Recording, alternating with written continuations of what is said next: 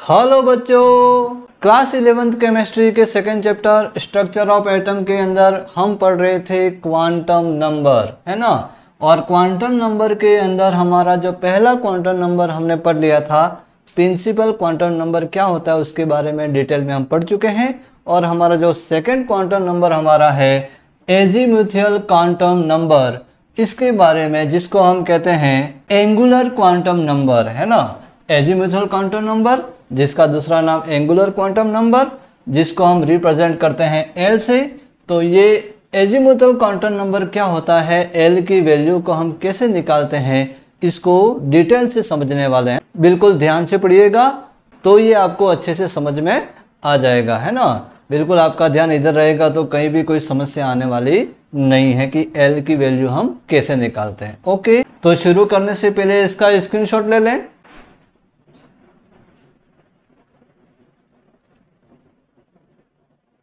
Yes, शुरू करते हैं हमारी second quantum number azimuthal quantum number, जिसको हम एंगुलर क्वांटम नंबर भी कहते हैं।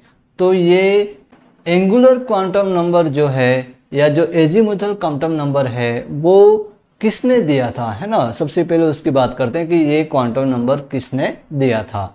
तो वो हमारा दिया था, किसने दिया था, तो गिवन बाय सोमरफेल्ड, है ना। सोमरफेल्ड के द्वारा ये क्वांटम नंबर हमारा दिया गया था। ओके, याद रखना है। सेकंड बात हम करते हैं कि ये जो क्वांटम नंबर है वो किसके बारे में बताता है ना, ये किसकी वैल्यू को बताता है, इसके बारे में हम पढ़ते हैं ना। तो ये हमारी किसकी वैल्यू को बताता है, तो ये हमारा बताता है, तो it represent the name of the sub cell, है ना। किसके नेम को बताता है, ये सब सेल के नेम को बताता है। अब ये सब सेल कहाँ होते हैं, तो एटम के अंदर जो न्यूक्लियस के चारों ओर जो शेल होते हैं, शेल के अंदर क्या होते हैं, सब सेल। तो सब सेल के जो नेम होते हैं उसके बारे में ये हमारा एल जो होता है वो उसकी वैल्यू को बताता है कि वो उसकी वैल्यू क्या होगी और उसके सब सेल कौन कौन से होंगे। ओके, दूसरा हमें बताता है शेप ऑफ ऑर्बिटल, है ना। जो ऑर्बिटल जो होते हैं उनके शेप के बारे में बताता है ना। जैसे हमने पिछले क्वांटम नंबर हमारा जो प्रिंसिपल क्वांटम नंबर था उसके अंदर हमने जो क्या पढ़ा था कि ये जो प्रिंसिपल क्वांटम नंबर होता है वो ऑर्बिटल की साइज को बताता है। प्रिंसिपल क्वांटम नंबर क्या बताता है, ऑर्बिटल की साइज को बताता है। और ये जो क्वांटम नंबर हमारा है एजीमुथियल क्वांटम नंबर है वो हमारा क्या बताता है, ऑर्बिटल का क्या क्या बताता है, शेप के बारे में बताता है। ये चीज़ आपको ध्यान में रखनी है ना। फिर उसके बाद जो मैग्नेटिक क्वांटम नंबर आएगा उसमें कुछ और आएगा, है ना, उसको भी अपन पढ़ेंगे, उसी समय बताऊंगा मैं। ओके, तो एक तो ये जो एजीमुथियल क्वांटम नंबर है वो तो एक तो बताता है हमारा name of the sub cell, मतलब सब सेल के नेम बताता है। दूसरा हमारा बताता है ऑर्बिटल का शेप बताता है। और तीसरा हमारा ये बताता है ऑर्बिटल एंगुलर मोमेंटम, मतलब जो ऑर्बिटल होते हैं उनके जो एंगुलर मोमेंटम होते हैं उसकी वैल्यू के बारे में ये बताता है। कौन बताता है, एजीमुथियल क्वांटम नंबर, जिसको हम एल से रिप्रेजेंट करते हैं। ये हमें इसकी जानकारी हमें प्रदान करता है या इसको ये रिप्रेजेंट करता है। ओके, अब ये जो एल की जो वैल्यू होती है उसको हम कैसे निकालते हैं उसको समझते हैं, है ना। तो possible value of L, L की पॉसिबल वैल्यू क्या क्या हो सकती हैं उसके बारे में हमें समझना है ना, कि एल की वैल्यू को हम कैसे निकालते हैं उसके बारे में समझते हैं। तो एल की वैल्यू को हम किस प्रकार से निकालते हैं, तो उसके लिए एक फॉर्मूला हमारा है कि एल इज इक्वल होता है n-1, है ना। क्या होता है, n-1। अब इसमें n क्या है, तो n हमारा है नंबर ऑफ सेल। जैसे पहले सेल के लिए n बराबर क्या हो जाएगा 1, दूसरे सेल के लिए n बराबर क्या हो जाएगा 2, तीसरे सेल के लिए n बराबर 3, फोर्थ सेल के लिए हमारे n बराबर क्या हो जाएगा 4 हो जाएगा। ओके, तो ये n क्या बताता है कि जो सेल हैं उनके नंबर। ओके, तो अब l की वैल्यू हम किस प्रकार से निकालते हैं, तो ये फॉर्मूला आपको दिया गया है। अब अलग अलग सेल के लिए, है ना, पहले सेल के लिए, दूसरे सेल के लिए, तीसरे सेल के लिए और चौथे सेल के लिए चारों सेलों के लिए जो L की वैल्यू हम किस प्रकार से कैलकुलेट करते हैं उसके लिए मैंने एक टेबल के द्वारा आपको समझाने का प्रयास किया है। बिल्कुल आप ध्यान से समझिएगा कि L की वैल्यू को हम किस प्रकार से निकालते हैं और L की वैल्यू निकालने के बाद वो जो L की वैल्यू होती है उससे रिलेटेड जो सब सेल का जो नेम है ना, वो नेम क्या होता है इसको अपन समझते हैं। तो शुरू करते हैं हम हमारे पहले सेल से। तो पहले सेल के अंदर n बराबर क्या होता है 1 होता है। तो जब n बराबर 1 होता है तो हम L की वैल्यू है ना, L की वैल्यू हम निकालेंगे तो L इज इक्वल क्या होता है n-1। तो इसमें n की वैल्यू कितने रखेंगे 1 रखेंगे तो ये L इज इक्वल 1-1 तो ये हो गया L इज इक्वल 0। यहाँ पर L की वैल्यू कितनी प्राप्त हो गई 0 प्राप्त हुई। ओके, अब उसी प्रकार हम आगे बढ़ते हैं ना। हम बात करते हैं हमारे दूसरे सेल के अंदर। दूसरे सेल के अंदर हम n की दो वैल्यू को नोट कर सकते हैं, एक तो n बराबर 1 और एक n बराबर 2।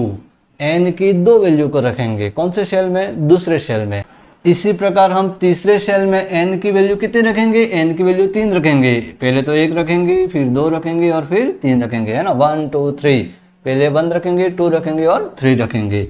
ओके, तो 3 बार हम n की वैल्यू को रखेंगे और L की वैल्यू को निकालेंगे। उस प्रकार चौथे सेल के अंदर हम n की 4 वैल्यू रखेंगे ना, 4 वैल्यू रखेंगे। कौन कौन सी वैल्यू रखेंगे, तो पहले रखेंगे n इज इक्वल 1, फिर हम रखेंगे n इज इक्वल 2, फिर n इज इक्वल 3 और n इज इक्वल 4, है ना। 4 वैल्यू यहाँ पर हम n की रखेंगे और L की वैल्यू को प्राप्त करेंगे। ओके, तो पहले वाले सेल के अंदर तो हम n की एक ही वैल्यू रखेंगे, है ना, n बराबर 1, क्योंकि ये पहला सेल है। दूसरे में 2 वैल्यू रखेंगे, तीसरे में 3 रखेंगे और चौथे में 4 रखेंगे। क्लियर। तो जब n बराबर यदि 1 रखते हैं तो L की वैल्यू हमें क्या प्राप्त होती है 0 प्राप्त होती है। ओके, अब n बराबर 2 के लिए जिसके हम 2 वैल्यू रखेंगे, एक के अंदर हम रखेंगे 1 और दूसरे के अंदर हम रखेंगे 2। ये n की वैल्यू यहाँ पर ये 1 रखी और यहाँ पर क्या रखी हमने 2 रखी। 1 रखी तो उसका आंसर क्या आएगा L इज इक्वल 0। ओके, फिर उसके बाद जब हम 2 रखते हैं तो L की वैल्यू क्या प्राप्त होती है 2 - 1। तो 2 - 1 क्या होता है 1 प्राप्त होती है। क्लियर। मतलब दूसरे सेल के अंदर L की 2 वैल्यू मिली हमें, कौन कौन सी, एक तो 0 और दूसरी 1। क्लियर। उसी प्रकार तीसरे सेल के अंदर हमें n की कौन कौन सी वैल्यू मिलेंगी, तो जब 1 रखेंगे तो हमें वैल्यू प्राप्त हो जाएगी 0, है ना, 1 - 1 क्या हो जाएगा 0। 2 रखेंगे तो 2 - 1 क्या हो जाएगा 1 हो जाएगा। और जब 3 रखेंगे तो 3 - 1 होगा तो उसकी वैल्यू क्या होगी 2 प्राप्त होगी। तो तीसरे सेल के अंदर L की 3 वैल्यू प्राप्त हुई, कौन कौन सी, 0 1 और 2। उस प्रकार यदि हम चौथे सेल में जाएंगे तो n की कितनी वैल्यू प्राप्त होंगी, 4 वैल्यू प्राप्त होंगी। कौन कौन सी, तो 1 रखेंगे तो वो वैल्यू हो जाएगी 0। 2 रखेंगे, है ना, 2 रखा है n की वैल्यू को तो ये हमारी होगी, उसकी वैल्यू कितनी होगी 1।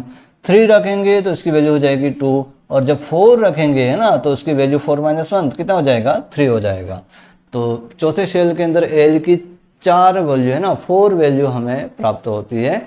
कौन कौन सी, 0 1 2 और 3, है ना, ये 4 वैल्यू हमें चौथे सेल के अंदर प्राप्त होती है। तो अब यहाँ पर हमें किसकी वैल्यू प्राप्त होंगी, ये L की वैल्यू प्राप्त होगी, है ना। पहले में 0, दूसरे में 0 और 1, तीसरे में 0 1 2 और चौथे में 0 1 2 3, है ना। तो ये अलग अलग सेल के अंदर अलग अलग L की वैल्यू हमें प्राप्त होगी। अब कौन सी L की वैल्यू कौन से सब सेल को बताती है, ये चीज आपको खास ध्यान में रखनी है ना, कि L की कौन सी वैल्यू कौन से सब सेल के नेम को बताती है। तो हमारा जहां भी यदि L की वैल्यू 0 हो, L की वैल्यू क्या हो 0, जब L की वैल्यू 0 हो तो वो हमारे कौन से सब सेल को बताती है, वो S सब सेल को बताती है ना, S सब सेल को बताती है हमारी L बराबर 0 की वैल्यू। क्लियर। तो अब यहाँ पर भी L बराबर क्या है 0, तो वो भी कौन से सब सेल को बताएगा, S सब सेल को बताएगा। क्लियर। जहां पर भी L की वैल्यू 0 होगी, है ना, जैसे यहाँ L बराबर 0 S सब सेल, L बराबर 0 S सब सेल, यहाँ पर भी L बराबर 0 तो कौन से सब सेल को बताएगा, S सब सेल को बताएगा। यहाँ पर भी L बराबर 0 तो कौन से सब सेल को बताएगा, S सब सेल को बताएगा। मतलब किसी भी सेल के अंदर यदि L की वैल्यू हमें 0 प्राप्त होती है तो वो कौन से सब सेल को बताता है, वो एस सब शेल को बताता है। तो इसको मैंने शॉर्ट में यहाँ लिखा है कि एल की वैल्यू और हमारे उसके सामने इसका क्या लिखा है, उसका सब शेल का नाम। तो जहां पर भी एल की वैल्यू 0 होगी, भले वो किसी भी शेल में हो, तो वो हमारे कौन से सब शेल को बताएगा, एस सब शेल को बताएगा। ओके, तो एल बराबर 0 क्लियर हो गया। दूसरी हम बात करते हैं एल बराबर 1 के बारे में। ये तो एल बराबर 0, एल बराबर 0। अब एल बराबर 1 कहाँ पे आ रहा है, दूसरे शेल के अंदर, है ना। तो दूसरे शेल के अंदर जहां पर भी एल बराबर 1 अपने को मिलेगा, वो कौन से सब शेल को बताएगा, पी सब शेल को बताएगा। ओके, तो ये एल बराबर 1 कौन से सब शेल को बताया, पी सब शेल को। ओके, अब एल बराबर 1 तीसरे शेल के अंदर, ये देखो ये एल बराबर 1 मिला, तो उसके ये हम कौन से शेल को बता रहा है, ये पी सब शेल को बता रहा है। चौथे शेल के अंदर आप देखिए ये एल बराबर 1, तो ये कौन से सब शेल को बता रहा है, पी सब शेल को बता रहा है। ओके, मतलब इसका मतलब जहां पर भी एल बराबर यदि 1 प्राप्त होता है तो वो हमारा बताता है, एल बराबर 1 यदि प्राप्त होता है तो वो कौन से सब शेल को बताता है, पी सब शेल को बताता है। उसी प्रकार यदि अब एल बराबर 0 हो गया एस सब शेल के लिए, एल बराबर 1 हो गया पी सब शेल के लिए, अब होगा हमारा एल बराबर 2।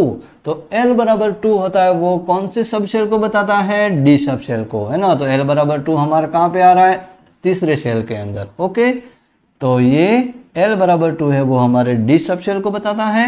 तो यहाँ पर भी ये हमारे फोर्थ वाले शेल के अंदर भी ये एल बराबर जो 2 है वो किसके बताता है, ये डी सब शेल को, है ना। तो जहाँ पर भी एल बराबर 2 मिलेगा वो हमारे कौन से सब शेल को बताएगा, डी सब शेल को बताएगा। ओके, और लास्ट हमारा एल की वैल्यू हमारी कौन सी है, तो एल की वैल्यू हमारी जो चौथे शेल के अंदर, फोर्थ वाले शेल के अंदर प्राप्त होती है ना, एल बराबर 3, और वो कौन से सब शेल को बताता है, एफ सब शेल को बताता है। ये एल बराबर 3 है वो एफ सब शेल को बताता है। इसका मतलब ये जो एल की वैल्यू जो हमें प्राप्त हुई कौन कौन सी, 0, 1, 2 और 3, उसमें जो 0 वाला है वो एस सब शेल को बता रहा है, 1 वाला है वो पी सब शेल को बता रहा है, 2 वाला जो है वो डी सब शेल को बताता है, और 3 वाला जो एल की वैल्यू है वो हमारी बताती है एफ सब शेल को बताती है। ओके, तो ये आपके दिमाग में 100% फिट होना चाहिए कि एल की कौन सी वैल्यू